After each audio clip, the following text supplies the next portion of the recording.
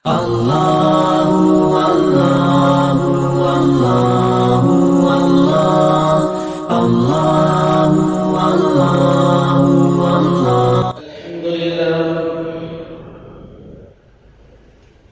لله وحده والصلاة والسلام على من لا نبي بعده والصلاة والسلام على سيدنا محمد وعلى آله وأصحابه أجمعين ومن تبعهم بإحسان إلى يوم الدين. أما بعد، فقد قال الله عز وجل في كلامه المجيد: أعوذ بالله من الشيطان الرجيم،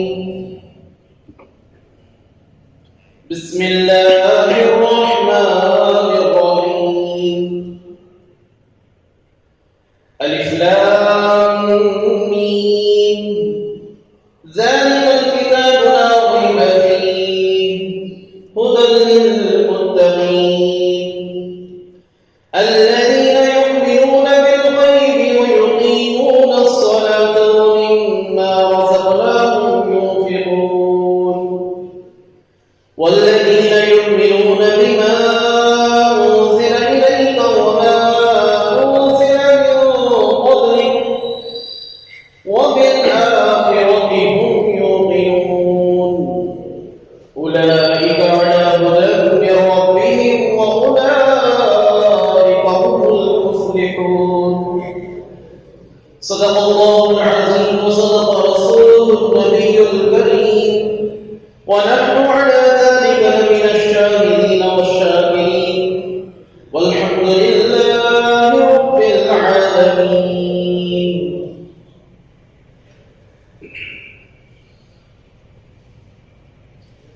محترم بزرگوں، معزز دوستوں، اللہ کے لاڈلے اور پیارے بندوں،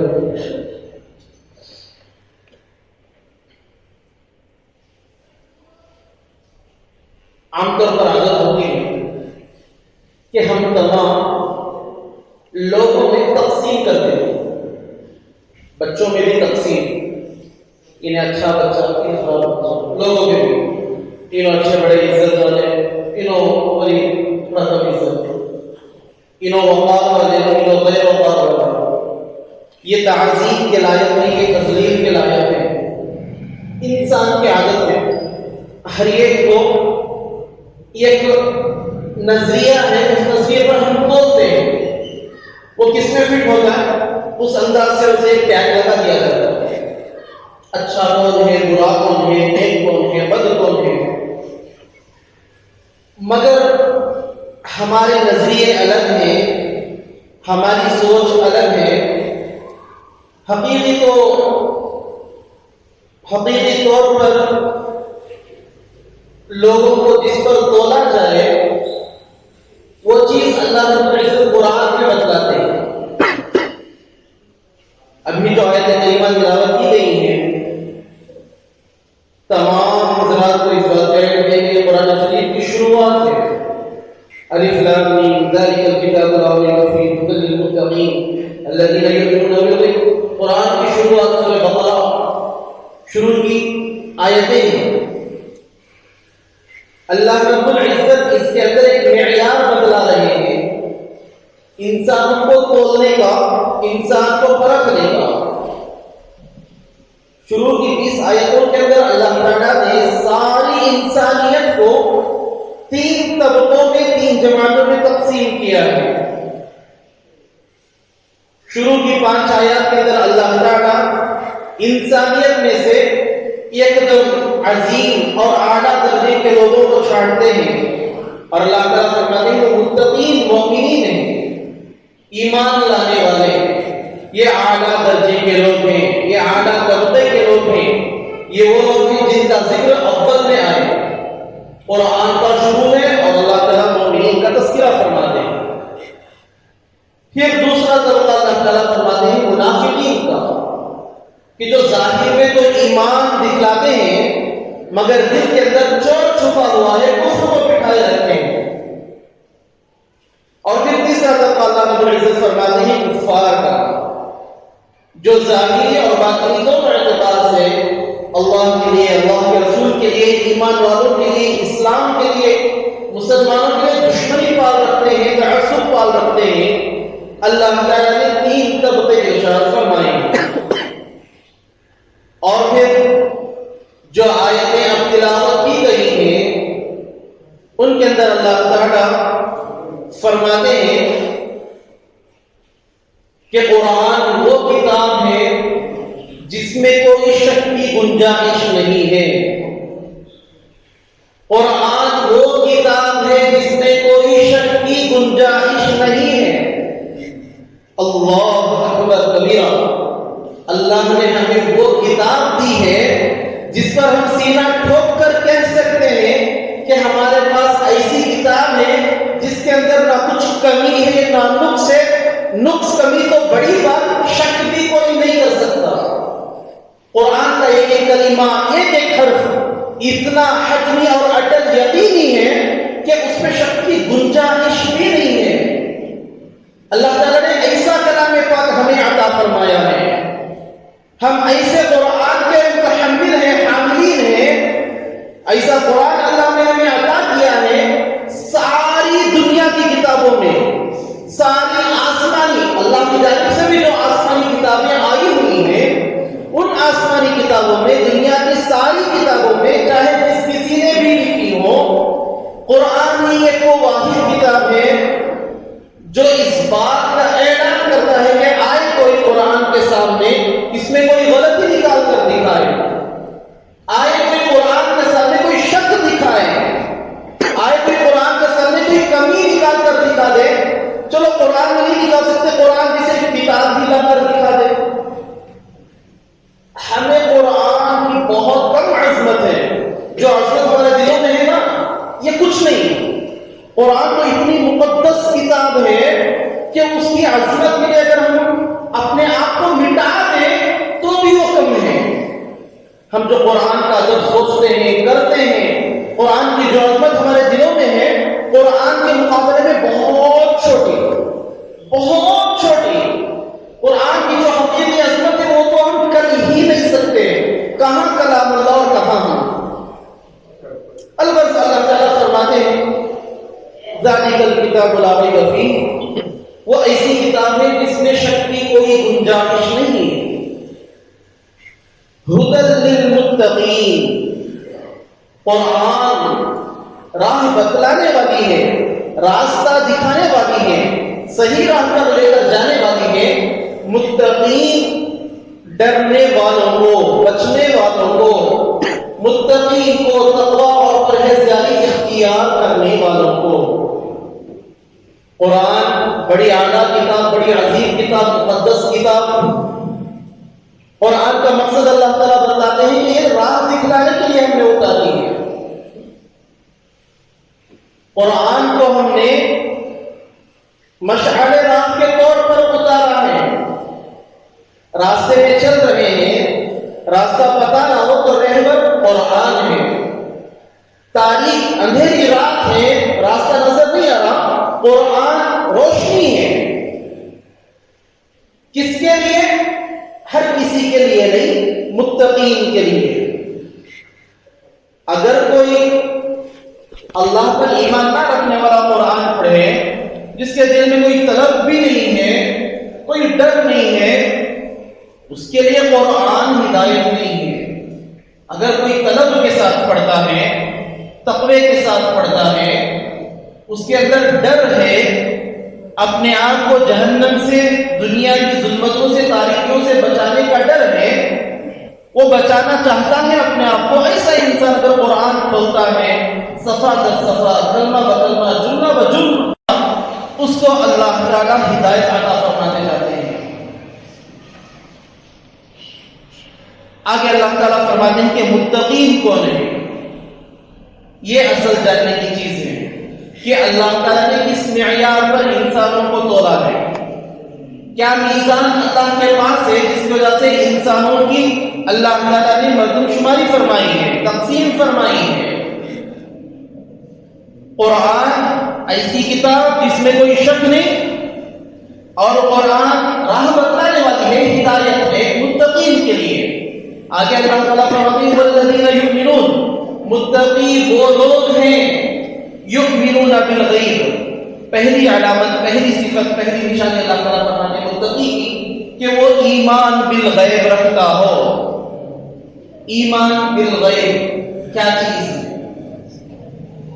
بڑی عظیم بات ہے، بڑا عظیم جملہ اللہ تعالیٰ نے فرمایا ہے۔ اگر اس کے بارے میں کہا جائے تو جتنا بھی کہیں کم ہے، نہ کہنے والے میں کہنے کی سکت، نہ سننے والوں میں سننے کی سکت ہو، کیونکہ ایمان ہی ہے جو ساری کائنات سے بڑھ کر ہے۔ ایمان ہی ہے جس پر نجات کا دار و مدار ہے، ایمان ہی ہے جس پر اللہ کی رضا کا دار و مدار ہے، ایمان ہی ہے جس پر کامیابیوں کا دار و مدار ہے۔ ایمان بالغیب، شریعت میں اس کی تعریف فرماتے ہیں، اصطلاح اس کی یہ ہے کہ اللہ کے نبی صلی اللہ علیہ وسلم نے غیب کی چیزوں کے بارے میں جو تعلیمات اور ہدایات ہمیں دی ہوں، ان پر اللہ کے نبی صلی اللہ علیہ وسلم پر یقین اور بھروسہ کرتے ہوئے آنکھ بند کر کے ایمان لانا، اس کو ایمان بالغیب کہا جاتا ہے۔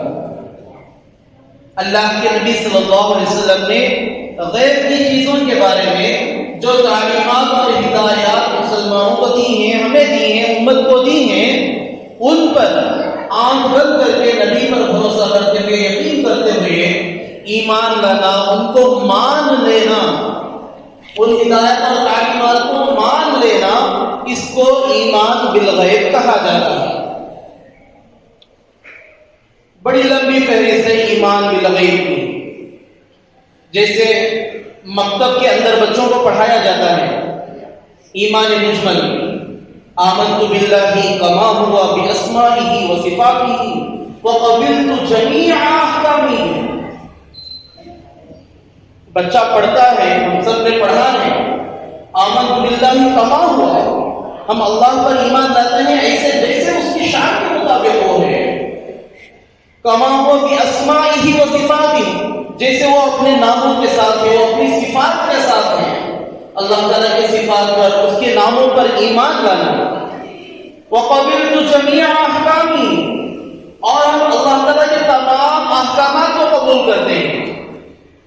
اور پھر دوسری چیز پڑھائی ہے ایمان مفصل۔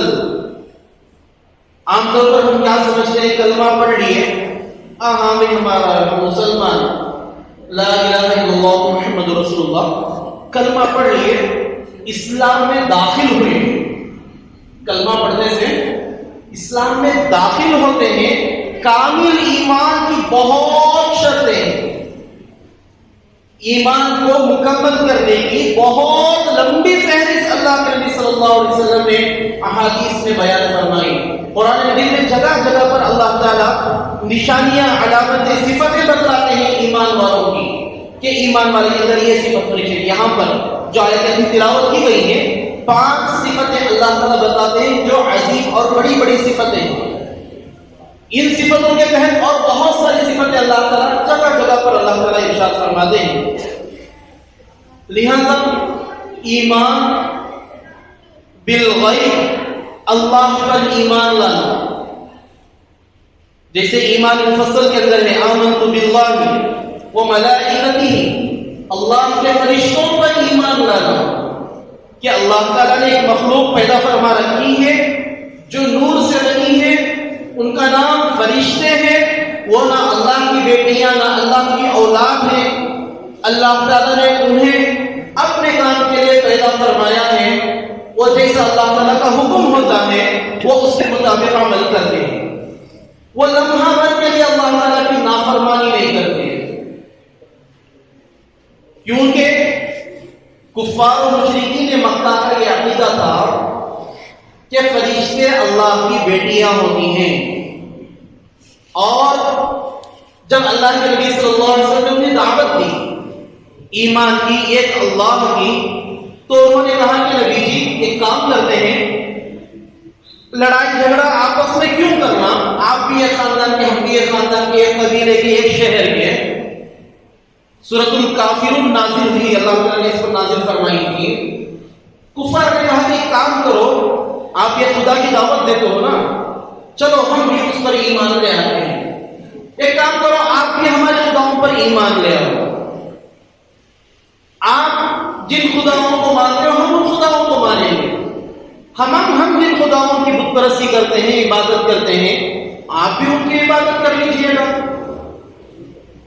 اللہ کے نبی صلی اللہ علیہ وسلم صاف انکار فرما دیا، لا اعبد ما تعبدون، میں ہر کسی عبادت نہیں کر سکتا ان بتوں کی جن کی تم عبادت کرتے ہو. لکم دینکم ولی دین، تمہارے لیے تمہارا مذہب مبارک، میرے لیے میرا مذہب مبارک.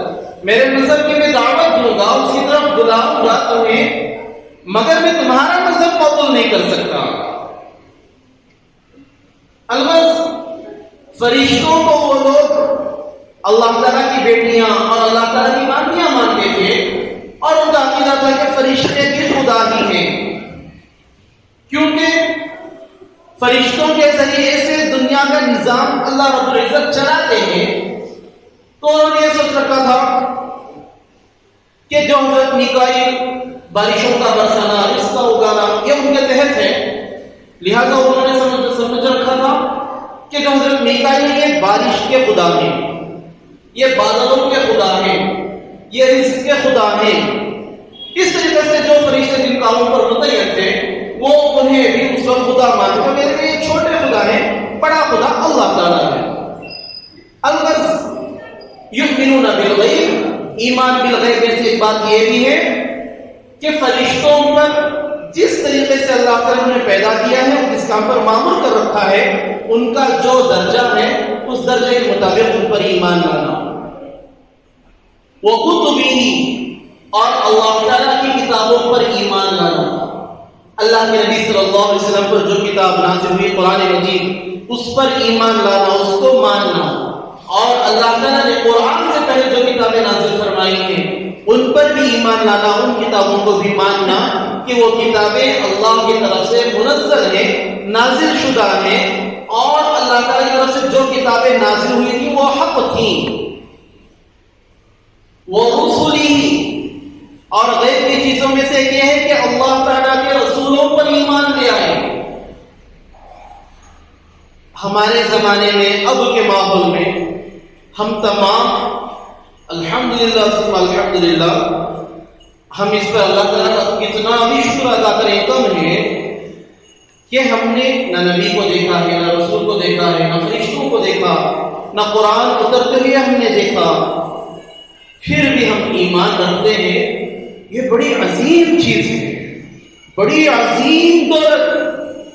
سوچ کر دیکھیں کہ اللہ تعالیٰ نے ہمیں مسلمان بنایا، کتنی عظیم بات ہے، کتنی عظیم بات. اللہ کے نبی صلی اللہ علیہ وسلم نے ایک مرتبہ فرمایا، کاش کہ میرے بھائیوں کے ساتھ ہوتا. صحابہ نے فرمایا کہ یا رسول اللہ، ہم تو آپ کے بھائی ہیں، ہم آپ کے بھائی ہیں، آپ کن کی بات کر رہے ہیں؟ اللہ کے نبی صلی اللہ علیہ وسلم نے فرمایا، میرے صحابہ، تم میرے ساتھی ہو، تم میرے ساتھی ہو. یہ قوم آئے گی، امت میں ایک طبقہ آئے گا جو نہ مجھے دیکھے گی، نہ وحی کو اترتے ہوئے دیکھے گی. تم لوگ وحی کو اترتے ہوئے دیکھتے ہو، تم لوگ اللہ تعالیٰ کی جو مددیں میرے ساتھ ہیں، جو نصرتیں میرے ساتھ ہوتی ہیں، جو معجزے میرے ہیں، یہ تم نے دیکھ رکھا ہے. تم میرے ساتھی ہو. یہ قوم آئے گی جو وحی کو اترتے ہوئے نہیں دیکھے گی. اللہ کے نبی کے ساتھ، میرے ساتھ جو مددیں ہو رہی ہیں وہ قوم نہیں دیکھے گی، مگر پھر بھی وہ قوم مجھ پر ایسا ہی ایمان رکھے گی جیسا تم مجھ پر ایمان رکھتے ہو. وہ میرے بھائی ہیں. مجھے اس بات کی امید ہے کہ کاش میں بھی ان کے ساتھ ہوتا. مجھے اس بات کی خواہش ہے کہ میں میرے بھائیوں کے ساتھ ہوتا. اللہ کے نبی ہمارے ساتھ ہونے کی خواہش کر رہے ہیں. یہ عظیم دولت اللہ نے ہمیں عطا کی ہے، اور یہ صرف اور صرف اللہ تعالیٰ کے قبضے قدرت میں ہے کہ وہ جس کو چاہے مسلمان بنائے، جس کو چاہے ایمان سے خالی رکھے.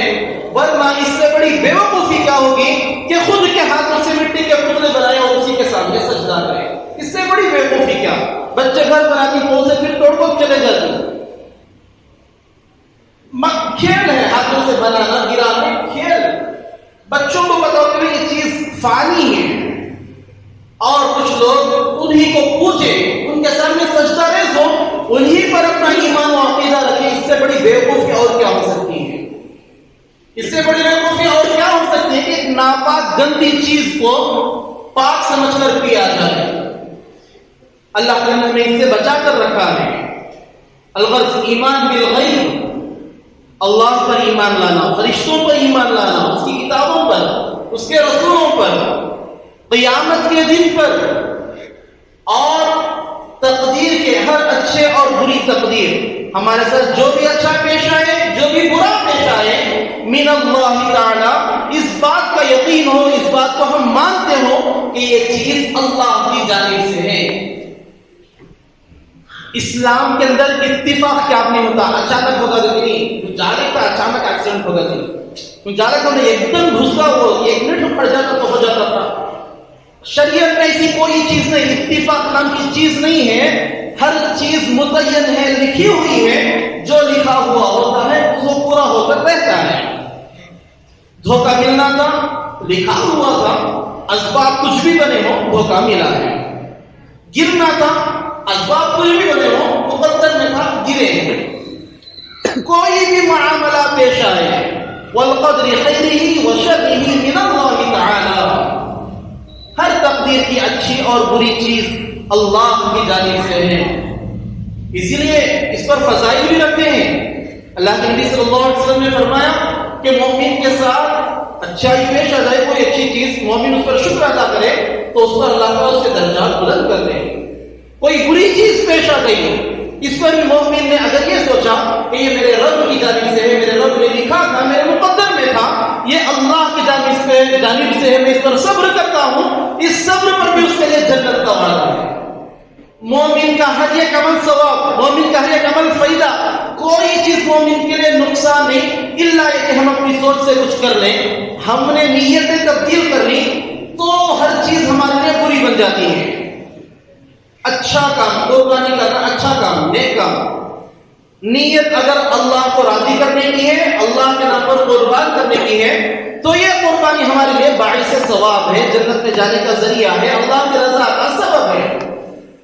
اگر یہی نیت میں فرق آ گیا، انہیں بکرا لایا تھا، دبلا بکرا تھا تو میں لائی گئی کومنڈا، یہ رہنا تو بدل عائشہ ناس، انہیں کہہ رہا تھا سو سے نیت تب جو کہ قربانی انہیں بھی کر رہا ہے. سوچو نیت کا فرق، اللہ کی قسم علماء نے اس کو کفر میں شامل کیا ہے. ریاکاری کفر ہے، شرک ہے. جیسے اللہ کے علاوہ دوسرے کو خدا ماننے سے انسان شرک میں مبتلا ہوتا ہے، کفر میں مبتلا ہوتا ہے. جو عمل اللہ کے لیے ہو اس عمل کو غیر کے لیے کرنا، یہ بھی ریاکاری اور کفر میں شامل ہے. اللہ کی دیرت ہرگز گوارا نہیں کرتی کہ اس چیزوں کو قبول کرے. نیت کا فرق، مار پڑ گا، جاتے تھے رستے میں ٹھوکر لگی، انا للہ پڑے، فرمایا کہ اس پر ثواب ہے. کسی کبھی نقصان ہو گیا تھا، چوری ہو گئی یا کسی کے ساتھ دھوکہ کسی نے ہمیں کر دیا، کوئی بھی نقصان ہو گیا کاروبار میں کبھی بھی، اس پر انا للہ پڑھا مسلمان نے، اور دل میں یہ کہ یہ میرے اللہ کی جانب سے ہے، اللہ تعالیٰ مجھے اس کا بہتر بدلہ عطا فرمائیں گے. اللہم اجرنی فی مصیبتی واخلف لی خیرا منہا، کہ اللہ مجھے اس مصیبت میں اجر عطا فرما اور مجھے اس سے بہتر عطا فرما. مسلمان نے پڑھ لیا تو اللہ رب العزت اسے ثواب عطا فرماتے ہیں، درجات بلند کرتے ہیں، اور اس کے صبر پر جنت کا وعدہ ہے، اور اللہ تعالیٰ اس کے نقصان کی تلافی بھی فرماتے ہیں. مومن کے لیے جو اس کے ساتھ اچھا پیش آئے تب بھی اس کے لیے فائدہ ہی ہے، مومن کے ساتھ کبھی برا بھی پیش آ گیا تب بھی وہ فائدے سے خالی نہیں ہے. لہذا ایمان بالغیب میں سے ایک چیز ہے بالقدر خیرہ وشرہ من اللہ تعالی، کہ تقدیر کی ہر اچھائی اور اچھی اور بری چیز جو بھی تقدیر کے ساتھ ہو وہ اللہ کی جانب سے ہے. والبعث بعد الموت، اور پھر مرنے کے بعد دوبارہ اٹھایا جانا، مرنے کے بعد کی دوبارہ زندگی، آخرت کا دن، جس دن دوبارہ سور پھونکا جائے گا، دوسری مرتبہ ساری انسانیت اٹھے گی، اللہ کے پاس جائے گی، حساب کتاب ہوگا. اس چیز پر ایمان لانا کہ اللہ کے نبی صلی اللہ علیہ وسلم نے ہمیں بتلایا ہے کہ مرنے کے بعد کی زندگی ہے جو لا فانی زندگی ہے، جس کی کوئی انتہا نہیں، یہ صرف ایک مثال ہے، یہ زندگی ایک نمونہ ہے کہ کس طریقے کی زندگی ہوتی ہے۔ حقیقی زندگی تو وہاں ملنے والی ہے، وہاں کی اچھائی بھی لافانی، وہاں کی تکلیف اور عذاب بھی لافانی۔ ان چیزوں پر اور جیسے اور بہت سی چیزیں جیسے جنت ہے، جنت کا ہونا یقینی ہے، یہ ماننا ہے، دوزخ کا ہونا یقینی ہے، یہ ماننا ہے۔ ان چیزوں پر عذاب کا ہونا یقینی، ماننا، ایمان بالغیب ان چیزوں کا نام ہے۔ لہذا اللہ کے نبی صلی اللہ علیہ وسلم نے فرمایا کہ متقی کی نشانیوں میں سے، متقی کی صفتوں میں سے پہلی صفت ہے ایمان بالغیب، کہ وہ غیب کی چیزوں پر ایمان رکھے۔ جس کی بنیاد پر؟ اللہ کے نبی صلی اللہ علیہ وسلم کی تعلیمات اور ہدایات کی بنیاد پر۔ دوسری صفت فرمائی وَيُقِيمُونَ الصَّلَاةَ، نمازوں کو قائم کرتے ہیں۔ بڑی بات، نماز پڑھتے ہیں بول جاتے تو بات الگ تھی، نماز پڑھتے ہیں بولتے تو بات الگ تھی، موقع ملا پڑھنے، نہیں موقع ملا نہیں پڑھے، نیند ہشا ہونی آگے، نیند ہشانی نہیں ہے، کاروبار میں تھے گراہک نہیں تھے، چل پڑھ لیجیے جاتا آگے پڑھ لیے، گراہک سے کام چھوڑ کر آنا سو نہیں ہوا نہیں پڑھے۔ یہ بات یہاں پر اگر اللہ تعالیٰ فرما دے کہ نماز پڑھنا، یصلون الصلاۃ، وہ نماز پڑھتے ہیں اگر بولتے تو بات اور تھی، اللہ نے متقی کی بات رکھی تو فرمایا یقیمون الصلاۃ، یصلون کا لفظ نہیں، یقیمون کا لفظ فرمایا، نماز کو قائم کرتے ہیں، نماز کو قائم کرتے ہیں۔ موقع ملا تو پڑھ لے، موقع ملا تو نہیں پڑھے، نیند ہشا ہوگی تو پڑھ لے، نیند ہشا نہیں تو نہیں پڑھے، موڈ ہے تو پڑھ لے، موڈ نہیں رہا تو نہیں پڑھے، چل رہے جا کر نہیں نماز، موڈ ہے سچ، دوسرے کو داڑے بات ذرا کام ہے تو جا کر جا، کہیں کو موڈ نہیں نہ ہونا۔ اللہ معاف فرمائے، ہم بڑی غفلت میں ہیں، بہت دھوکے میں بیٹھے ہیں۔ 4 ٹائم کی نماز اگر روز بھی اگر کوئی پڑھ رہا پابندی کے ساتھ بھی اور اپنے آپ کو نماز بھی سمجھ رہا ہے، دھوکے میں ہے۔ اگر کوئی شخص 5 وقت کی نماز بھی پڑھ رہا روز مگر کام دن میں رہا تو نماز چھوڑ ڈالا، سفر میں رہا نماز چھوڑ ڈالا، رشتہ دار میں گیا تھا نماز چھوڑ ڈالا، مسجد دور کی نماز چھوڑ ڈالا، انہیں بھی نماز کو قائم کرنے والے نہیں۔ ہمیں کیا کہتا ہمیں نماز ہی نہیں، ہم نماز پڑھتی نا ماشاء اللہ، نماز ہی ہمیں بڑی غفلت ہے۔ نماز کو قائم کرنے والا، علماء کرام نے اس کی تفسیر میں لکھا ہے، یقیمون الصلاۃ کی تفسیر کے اندر نماز کے فرائض، واجبات، سنن، مستحبات، نوافل، سنتیں، ساری چیزوں کو جان کر، پورے طریقے سے جان کر، صحیح طریقے سے نماز میں جو پڑھے جاتے ہیں ان چیزوں کا علم ہو، نماز کے فرائض کا علم ہو، نماز کے واجبات، نماز کی سنتوں کا، مستحبات تک کا علم ہو، یہ تو نماز کے بارے میں جانکاری ہو پوری۔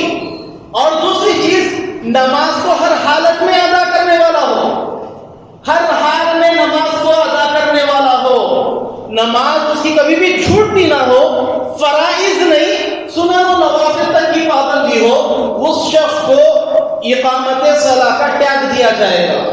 یہ شخص نماز کو قائم کرنے والا ہے۔ اللہ معاف فرمائے، ہم لوگوں کی نمازیں ایسی ہیں کہ نماز کے اندر ہماری سورہ فاتحہ صحیح ہے اور اس کے اوپر سے یکتی ہماری خود غرضی بلکہ ہمیں سمجھو گے نادانی ہے، نادانی، کم سمجھی کا جو فہمی ہے اور شریعت کے بارے میں تعلیم نہیں ہے، ہماری صورتیں صحیح ہیں مگر پھر بھی دل میں فکر نہیں ہے کہ آئیں امام کے پاس بیٹھ کر آدھا گھنٹہ لے کر امام صاحب سے ہماری صورتیں صحیح کریں۔ سچ میں یہ نمازیں ہمارے لیے شاید بد دعائیں کرتی ہوں گی، یہ نمازیں ہمارے لیے بد دعائیں کرتی ہوں گی کہ میری نماز کے اوپر ستیاناش کر رہا ہے، نماز کا جو حق تو ہم ادا ہی نہیں کر رہے ہیں۔ نماز میں پڑھ رہے، سورہ فاتحہ پڑھ رہے، نہ جانے اس کے اندر کتنی غلطیاں ہیں، کس کے سامنے پڑھ رہے، کس کو ہم قرآن سنا رہے ہیں۔ اللہ رب الجلال، اس کی کیا عظمت ہے، اس کا کیا مرتبہ ہے، وہ رب الجلال ہے، وہ اللہ ہے۔ اللہ کے سامنے نماز پڑھے اور کیا مذاق کر رہے ہیں کہ نماز میں غلطیاں اتنی ہیں، نماز کے واجبات ہمیں نہیں پتا، نماز کے ارکان نہیں پتا، نماز کے فرائض کا ہمیں کوئی علم نہیں، نماز کی سنتوں سے ہم بے بہرا ہیں، رکوع کیسا کرنا، سجدہ کیسا کرنا، ہاتھ کیسے ہو، انگلیاں کیسے رکھیں، سجدے کا کیا طریقہ ہے، ہاتھ باندھنے کا کیا طریقہ ہے، یہ سیکھنے کی فکر نہیں ہے، اللہ تعالیٰ کہاں سے ہم سے راضی ہوں گے؟ اور پھر ان تمام حالاتوں پر ہم اگر یہ بارے میں یہ کہیں کہ کیا اللہ ہمارے اوپر کچھ رحمت نہیں کرنی، اللہ اتنے بڑے طاقت والے پھر ہم پر مسلمانوں پر اس سے حالتیں کیوں آ رہی ہیں؟ انہی مذاقوں کی وجہ سے آ رہی ہیں، انہی چیزوں کی وجہ سے کہ اللہ کا چھوٹا سا حق ادا نہیں کر رہے ہیں۔ اللہ نے کہا کہ بھئی ایمان کے بعد نماز سب سے بڑی چیز ہے، اس نماز کو ہم نے نہیں سیکھا، باقی ایمان تو دور کی چیزیں، باقی شریعت کی چیزیں تو بہت دور، نماز کو ہم نے نہیں سیکھا، نماز کو ہم قائم کرنے والے نہیں ہیں، اور پھر غفلت میں بھی ہم پڑے ہیں، تو پھر ہمارے ساتھ یہ حالات پیش نہ آئے تو کیوں نہ آئے؟ سوچنے کی بات، فکر کرنے کی بات ہے، اس بارے میں اپنے دل کے اندر ارادے پیدا کریں، فکر پیدا کریں کہ اللہ رب العزت نے نماز کو فرض کر رکھا ہے، اور نماز کو قائم کرنا متقی کی صفتوں میں سے ایک ہے، لہذا نماز کا پورا حق ادا ہونا چاہیے۔ تمام حضرات فکر کریں، متقی کی 5 صفتیں اللہ تعالیٰ نے یہاں پر ارشاد فرمائی ہیں۔ 2 صفتیں ہمارے سامنے آئی، ایمان بالغیب جس کی تفسیر الحمدللہ سب کے سامنے آئی ہے، اس کے مطابق اپنے ایمان کو بنانا ہے۔ دوسرا اقامت صلاۃ، نماز کو قائم کرنا ہے۔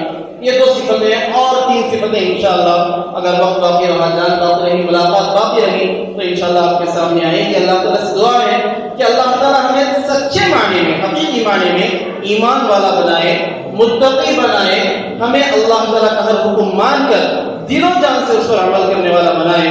آمین۔ وآخر دعوانا الحمدللہ رب العالمین۔